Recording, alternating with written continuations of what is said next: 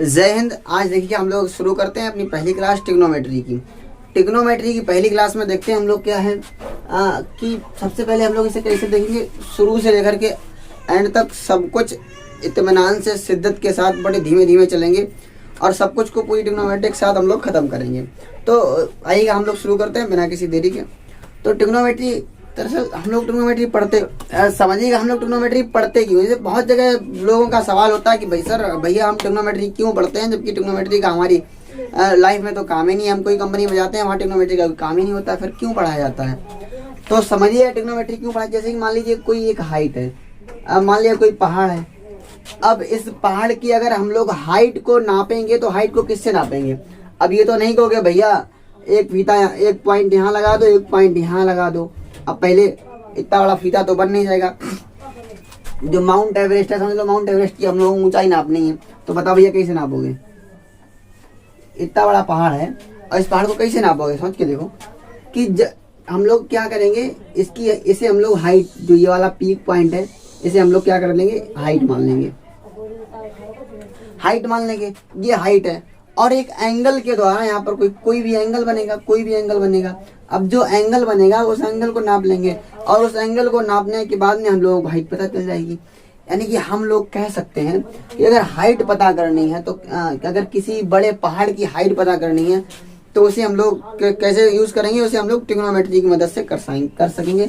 मतलब height and distance की तरफ से, हाइट एंड डिस्टेंस की मदद से। जैसे कोई बहुत से लोग कहेंगे कि भैया हमें चलो ये एंगल मान लिया हमने 45 है, सपोज करिएगा 45 है, तो ये वाला कैसे पता करेंगे कि हाइट कैसी कितनी हो जाएगी, हाइट कैसे पता करेंगे। तो एक बात बताओ, अगर ये 45 है, मान लिया ये वाली जो इसकी जो छाया बन रही है 45 पर और ये बन रही है 300 मीटर।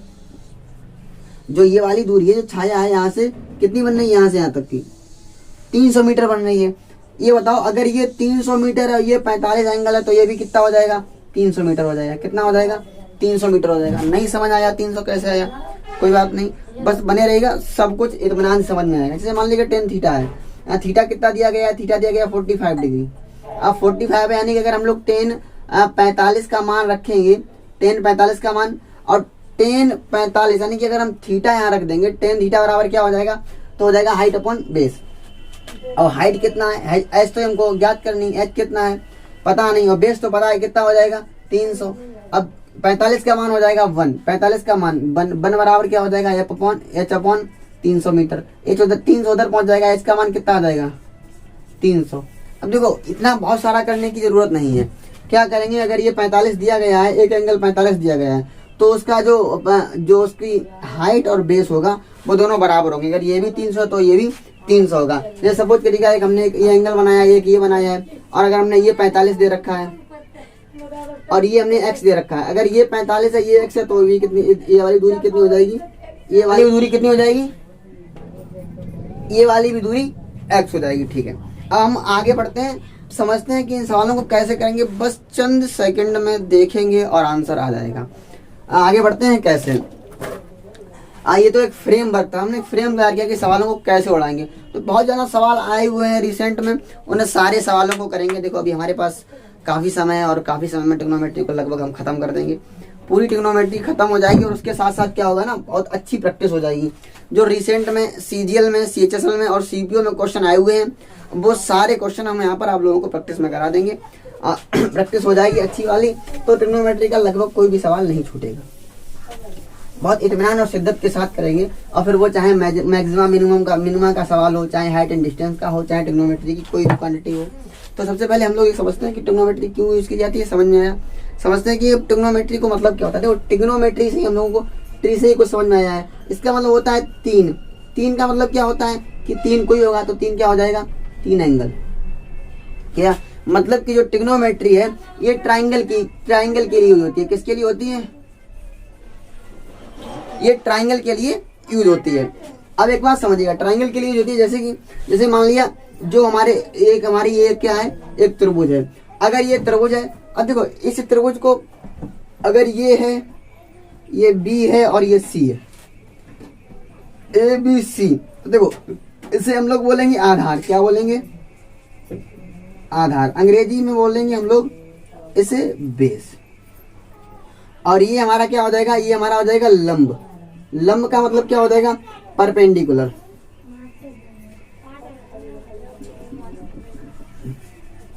क्या, परपेंडिकुलर। और जो हमारा ये हो जाएगा, ये हो जाएगा कर्ण। कर्ण का मतलब क्या हो जाता है, हाइपोटेनस।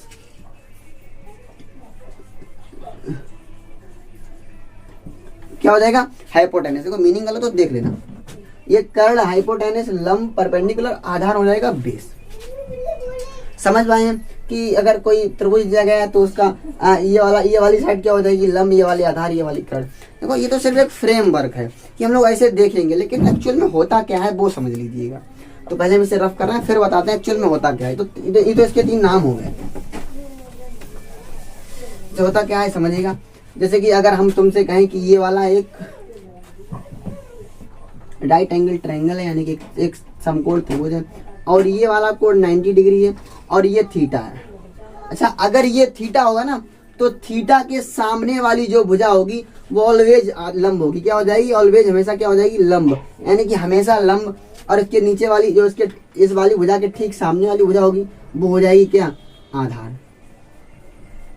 और कर्ण कभी चेंज ही नहीं होगा, तो ये क्या हो जाएगी, कर्ण। जैसे कि अगर हम ये कहें आपसे कि ये वाला एक हमारा त्रिभुज बना है और ये वाला थीटा है, अब बताओ ये वाली भुजा कौन सी हो जाएगी।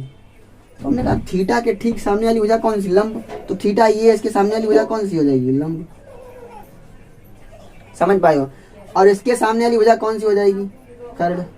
मतलब कर्ण तो सेम रहेगा, जो इसके इधर सामने वाली है इधर वाली, वो भुजा कौन सी हो जाएगी, आधार। या ऐसे समझ लें। अच्छा, अगर ये वाला थीटा के ठीक सामने वाली लंब हो जाएगी, और ये वाला तो कर्ण ऑलवेज रहेगा, हमेशा कर्ण रहेगा, तो ये वाला क्या बच जाएगा, आधार बच जाएगा। समझ पाए हैं कि क्या हुआ है, ठीक है। अब इसे रख करके हम आगे चल रहे हैं, देखते हैं हम लोग इसकी क्वांटिटी, इसकी वैल्यू क्या होती है, जैसे कि इसके क्या क्या मान होते हैं, राइट एंगल ट्रायंगल कैसे बनी है, साइन थीटा कॉस थीटा कैसे होते हैं, वो हम लोग आगे हम लोग इसकी मान देखते हैं। देखो जो ट्रिग्नोमेट्री के जो मान होते हैं वो सिर्फ और सिर्फ 6 क्वांटिटी होती है, 6 वैल्यू होती है। कौन कौन सी होती है, एने हम लोग देखो याद तो सबको होगा, बस साइन थीटा, कॉस थीटा, और tan theta, cot theta, sec theta, cosec theta. कितने मान होते हैं, 6 मान होते हैं। बस इन 6 को अगर याद कर लिया तो बस खत्म, ट्रिग्नोमेट्री खत्म। मतलब इतना जानने के बाद में लगभग 60% ट्रिग्नोमेट्री खत्म हो जाती है। बस इनका क्या होता है, देखो जैसे अगर हम अपोजिट की बात कर लें, अपोजिट की बात, तो अपोजिट कैसे हो जाएंगे, अगर साइन थीटा के जो अपोजिट हो जाएगा वो क्या हो जाएगा, 1/कोसेक थीटा। और ऐसे ही जो हमारा कॉस थीटा है, कॉस थीटा के अपोजिट क्या हो जाएगा, 1/सेक थीटा, 1/सेक थीटा। और अगर हम कहें कि टेन थीटा के अपोजिट क्या हो जाएगा, तो 1/कॉट थीटा। क्या हो जाएगा, 1/कॉट थीटा। मतलब हम लोगों को ये कोई चीज दिख रही है, हम लोग एक चीज समझ सकते हैं। अगर ये कोसेक थीटा इधर जाएगा तो क्या हो जाएगा, हो जाएगा sine theta into cosec theta बराबर 1। समझ पाए क्या कहा हमने, कि अगर ये कोसेक थीटा इधर है तो sine theta into cosec theta कितना हो जाएगा, 1। ऐसे ही अगर हम अगला कहें, अगला क्या कहें, कॉस थीटा और इंटू सेक थीटा, तो बराबर कितना हो जाएगा, 1। ऐसे ही टेन थीटा और इंटू कॉट थीटा बराबर कितना हो जाएगा, तब भी कहेंगे 1 हो जाएगा। कितना हो जाएगा, 1। इतना समझ में आया, क्या हो जाएगा, 1। अच्छा, अब एक चीज और देख लो, ये तो समझने वाली बात है और कुछ भी ये रटने वाला कुछ नहीं है, ये तो 6 आपको याद होंगे। इनका अपोजिट ये भी पता होगा। क्या देखना है कि अगर ये हम इधर इधर ले आए तो sine theta into cosec theta कितना हो जाएगा, 1 हो जाएगा। और सी कॉस थीटा सेक थीटा कितना हो गया, तो ये भी 1। और टेन थीटा कॉट थीटा ये भी कितना हो जाएगा, 1 हो जाएगा। समझ पाए, ठीक है। अब जैसे अगर हम आगे चल रहे हैं, आगे जैसे बात करें, इधर ही आ जाए। अच्छा, अगर हम आगे बात करें, जैसे ये कहें कि 1 कैसे होगा, प्रूफ करके दिखाएं कि 1 कैसे होगा। ये भी तो प्रूफ होना चाहिए कि 1 कैसे होगा। तो एक चीज देखिएगा, अगर हम प्रूफ करें, अगर हम प्रूफ करें तो देखो पहली वाली कंडीशन ले लें, किया sine theta into cosec theta बराबर 1 हो गया।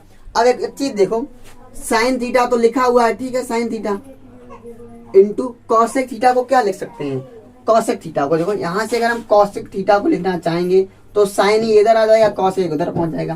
तो कोसेक थीटा बराबर हम लोग लिख पाएंगे 1/साइन थीटा। समझ पाए? क्या लिख पाएंगे? 1 बटे साइन थीटा। तो कॉसेक थीटा को क्या लिख पाएंगे? 1 बटे साइन थीटा। और साइन थीटा ये साइन थीटा कैंसिल हो जाएगा, कितना बचेगा? 1 बचेगा, यानी कि 1 इक्वल में 1। समझ पाए कैसे प्रूव करेंगे? ऐसे हम लोग कॉस इंटू सेक कर लेंगे। सेक का क्या हो जाएगा? 1 अपॉन कॉस हो जाएगा। कॉस से कॉस डिलीट हो जाएगा, 1 बचेगा। 10 का नीचे 10 आ जाएगा, 10 से 10 हट जाएगा और 1 बच जाएगा। समझ पाए कि कैसे प्रूफ होगा? ये तो हो गया सिर्फ इसका प्रूफ। हम बताए थे ना कि एकदम धीमे से इत्मीनान से धीमे धीमे सारी चीजों को करके चलेंगे। तो बस धीमे धीमे चलेंगे, सारी चीजों को बेफिक्र रहिएगा, सब कुछ हो जाएगा। और हम लोग सवाल भी कर लेंगे।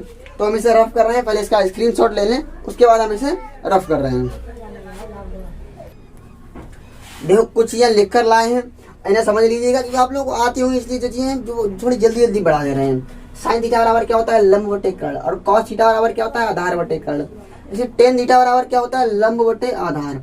कॉट थीटा बराबर आधार बटे लंब। सेक थीटा बराबर कर्ण बटे आधार। और कॉसेक थीटा बराबर क्या हो जाएगा? आधार कर्ण बटे लंब। अच्छा ये क्या है देखिएगा, ये हम लोग कैसे कर लेते हैं? देखो लाल बटे कक्का से ही कर लेते हैं। देखो ये लाल बटे कक्का, ये हमारी भाषा में है, आप लोगों की भाषा में कैसे भी यूज कर सकते हैं। देखो L फॉर क्या है? ये L फॉर है लंब, आधार, लंब, कर्ण, कर्ण, आधार। समझ पाए? तो देखो ये साइन थीटा बराबर क्या होता है? लंब बटे कर्ण। और कॉस थीटा बराबर क्या होता है? आधार बटे कर्ण। टेन थीटा बराबर क्या होता है? लंब बटे आधार। कॉट थीटा बराबर आधार बटे लंब, कर्ण बटे आधार, कर्ण बटे लंब। अब देखो किया हमने कैसे है, सिर्फ अगर हम इन तीनों को याद कर लेना तो ये वाले तीनों खुद ब खुद याद हो जाते हैं। अब कैसे याद हो जाते हैं, बस इसे समझ लीजिएगा कि ये कैसे हो जाते हैं। तो साइन थीटा का क्या होता है? लंब बटे कर्ण। अब हम पहले से बताएं कि साइन का उल्टा क्या होता है? कॉसेक होता है। तब साइन का होता है लंब बटे कर्ण, तो कॉसेक का क्या हो जाएगा? कर्ण बटे लंब। देखो कर्ण बटे लंब, यही कॉसेक है, तो क्या हो जाएगा? कर्ण बटे लंब। उल्टा ही देखना है ना। अच्छा अगर कॉस थीटा बराबर क्या है? आधार बटे कर्ण है, तो इसका उल्टा क्या होता है? कॉस का याद करो, जल्दी रिवाइंड करो, सेक थीटा।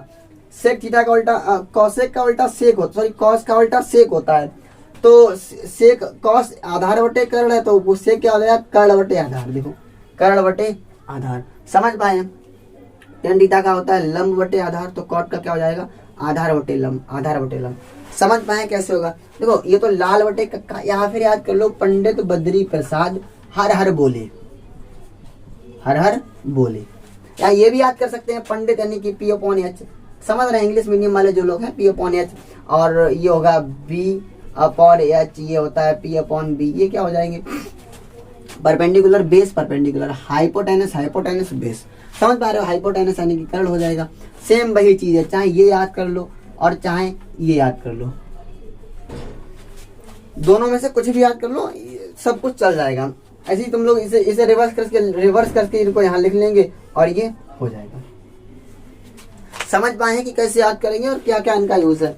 तो इतना तो समझ में आ जाएगा। अब 2 फॉर्मूले और बनते हैं। 2 फॉर्मूले और कौन से बनते हैं जरा उन्हें भी देख लीजिएगा। जैसे अगर हम कहें टेन थीटा बराबर एक नया फॉर्मूला ईजाद हुआ है, और वो क्या होता है? वो होता है साइन थीटा बटे कॉस थीटा। क्या होता है? साइन थीटा बटे कॉस थीटा। ये पता है साइन थीटा बटे कॉस थीटा कैसे आता है? पता है? देखो अगर हम इसे प्रूफ करना चाहें तो प्रूफ कैसे कर देंगे जरा देख लीजिए एकदम जल्दी जल्दी से। टेन थीटा बराबर क्या होता है? Sine theta. साइन थीटा का मान क्या हो जाएगा? लंब बटे कर्ण। क्या हो जाएगा? लंब बटे कर्ण। और कॉस थीटा का मान क्या हो जाएगा? आधार बटे कर्ण। तो आधार ये है और कर्ण ये है। समझ रहे हो?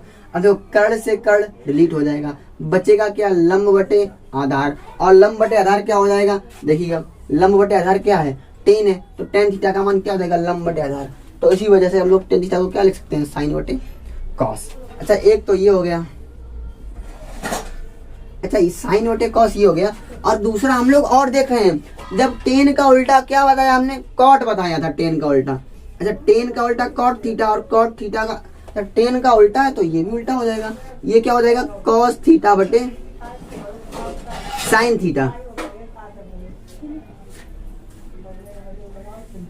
कॉस थीटा बटे साइन थीटा। समझ पा रहे हैं कि कॉट थीटा बराबर क्या हो जाएगा? कॉस थीटा बटे साइन थीटा। इतना तो समझ गए कि टेन थीटा का उल्टा साइन, टेन थीटा क्या होता है? साइन बटे कॉस।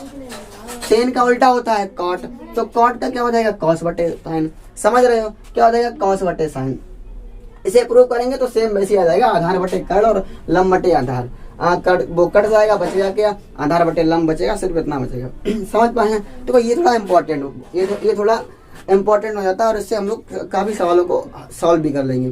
तो बस इसे हम लोग एक फ्रेमवर्क में सजा लेंगे, मतलब याद कर लेंगे कि कैसे कैसे याद होगा। साइन थीटा हो जाएगा लाल बटे कक्का से याद कर लीजिएगा। देखो ये साइन की वैल्यू, ये कॉस की वैल्यू, ये टेन की वैल्यू, समझ रहे। अब इनको उल्टा कर दिए, मतलब अगर इधर से आएंगे तो टेन कॉस साइन, जब उल्टे जाएंगे तो टेन का उल्टा हो जाएगा कॉट, आधार बटे लंब, उल्टे जाएंगे तो कर्ण बटे आधार क्या हो जाएगा, सेक हो जाएगा, और उल्टे जाएंगे तो कर्ण बटे लंब क्या हो जाएगा, कोसेक हो जाएगा। ये सारे याद हो जाएंगे, बस थोड़ा इनमें दिमाग लगाइएगा, सारी चीजें याद हो जाएगी। एक बार इसे रिवाइज कर लीजिएगा, पूरा एकदम क्लियर हो जाएगा।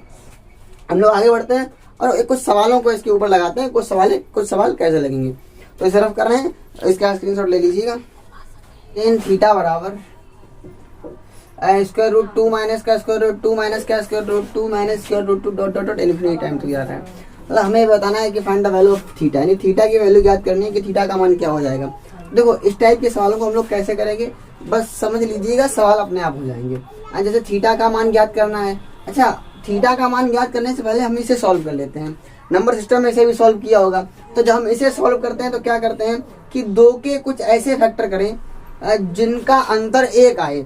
तो दो के फैक्टर क्या हो जाएंगे, 2 बन जा 2, क्या हो जाएगा 2 1 2। अच्छा इनका अंतर कितना आ रहा है देखिएगा, इनका अंतर आ रहा है 1, कितना आ रहा है 1, यानी कि अब हमारा इसका आंसर क्या होगा, इसका आंसर ये वाला 1 नहीं होगा। तो अगर यहाँ पर माइनस लगा है तो इसका सिर्फ इतने का उत्तर कितना हो जाएगा 1, और अगर यहाँ पर प्लस लगा है तो इसका उत्तर हो जाएगा 2।